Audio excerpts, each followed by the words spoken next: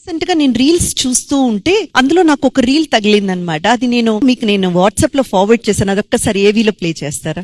Sandalwood versus ఇతర పెట్టుబడులు. మీరు లాభదాయకమైన పెట్టుబడి మార్గాన్ని అన్వేషిస్తున్నారా? మీ డబ్బును రెట్టింపు చేసే ఉత్తమ మార్గం ఏది? ఈ రోజు మనం ఎర్రచందనం వ్యవసాయ క్షేత్రంలో పెట్టుబడిని ఇతర సంప్రదాయ పెట్టుబడులైన ఫిక్స్డ్ డిపాజిట్స్, బంగారం, స్టాక్స్ మరియు సాధారణ ప్లాట్లతో పోల్చి చూద్దాం. ఫిక్స్డ్ డిపాజిట్లు స్థిరమైన రాబడినిస్తాయి, కానీ అవి ద్రవ్యోల్బణాన్ని అధిగమించలేవు. బంగారం భౌతిక ఆస్తి అయినప్పటికీ దాని రాబడి స్థిరంగా ఉండదు మరియు దీర్ఘకాలంలో ద్రవ్యోల్బణం కంటే నెమ్మదిగా పెరిగే అవకాశం ఉంది.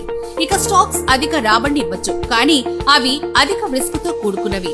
మార్కెట్ ఒడిదుడుకులకు లోనవుతాయి. సాధారణ ప్లాట్లు మంచి రాబడినివ్వచ్చు, కానీ రియల్ ఎస్టేట్ మార్కెట్ మందగించినప్పుడు నిదానిస్తాయి. వాటి లాభాలు స్థానిక డిమాండ్ పై ఆధారపడి ఉంటాయి. ఇప్పుడు ఎర్రచందనం గురించి చూద్దాం. దీని యొక్క ముఖ్యమైన ఆకర్షణ అధిక రాబడి సామర్థ్యం.